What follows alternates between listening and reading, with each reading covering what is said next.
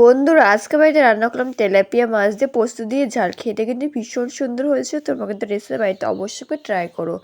তো প্রথমে এখানে তেলাপিয়া মাছগুলো ভালো করে ধুয়ে নিয়েছি, তারপর লবণ ভালো করে মাখিয়ে নিয়েছি।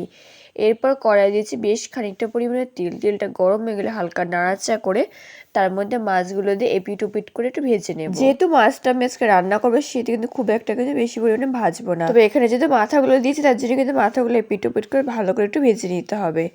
তো আমি ভেজে নিয়েছি, তারপর সেটা তুলো কিন্তু নিয়েছি। এদিকে বেটে নিয়েছি মশলার মধ্যে নিয়েছি কিছুটা পরিমাণে পোস্ত, বাদাম, শস্য আর দিয়েছি দুটো কাঁচা লঙ্কা। সব কিছু একসঙ্গে বেটে নিয়েছি।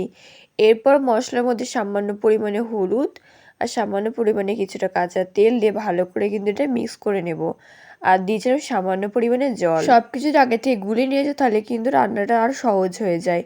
তো ভালো করে গুলে নিয়েছি। এরপর সে মাছ ভাজা দিয়ে কিছুটা পরিমাণে দিয়েছি কালো জিরে।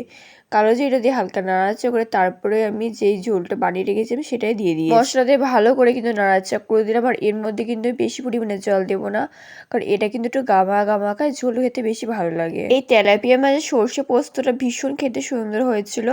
আর রান্না কিন্তু খুবই সহজ পদ্ধতি, সময় কিন্তু অনেকটাই বেঁচে যায়।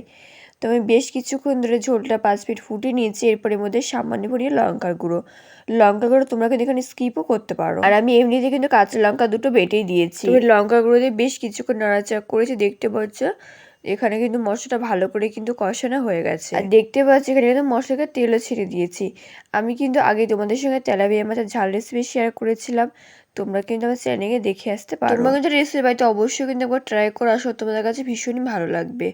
তো বেশ কিছুক্ষণ নাড়িয়ে চাড়িয়ে নিয়েছি, মশলাটা ভালো করে কষিয়ে নিয়েছি। এরপর এর মধ্যে দিয়ে ভেজে রাখা মাছগুলো দিয়ে কিন্তু ভালো করে নাড়াচাড়া করে দেবো। দেখতেই পাচ্ছ এটা দেখতে কত লোভনীয় হয়েছে, উপর থেকে তেলও ভেসে উঠেছে। এটা খেতে কিন্তু ভীষণ সুন্দর হয়েছিল। মাছগুলো দেওয়ার পর আরো কিছুটা পরিমাণে জল দিয়ে কিন্তু ভালো করে নাড়াচাড়া করে দিলাম। আমি এখানে গরম জল দিয়েছি, তোমরা কিন্তু ঠান্ডা জলও দিতে পারো। তারপর 10 মিনিটের জন্য আমি কিন্তু ঢেকে দিয়েছিলাম। 10 মিনিট পরে ঢাকনা তুলে এর মধ্যে কিছুটা পরিমাণে কাঁচা তেল দিলাম, দুটো চেরা কাঁচা লঙ্কা দিয়ে ভালো করে নাড়াচাড়া করে দিলাম। আমি কিন্তু এর মধ্যে অতিরিক্ত কোনো মশলা দিইনি। দেখতে পাচ্ছ পছন্দ মতো একটা ঝোল চলে এসেছে। এবার নাড়িয়েছে নামিয়ে রেডি হয়ে গেল কিন্তু সর্ষে পোস্ত দিয়ে তেলাপিয়া মাছ। খেতে ভীষণ দারুণ হয়েছিল। তোমরা কিন্তু রেসিপি বাড়িতে অবশ্যই করে ট্রাই করো। আর আজকের রেসিপি কেমন লাগলে জানাতে ভুলো না। ভিডিওতে লাইক করে সাবস্ক্রাইব করে দিও। বাই।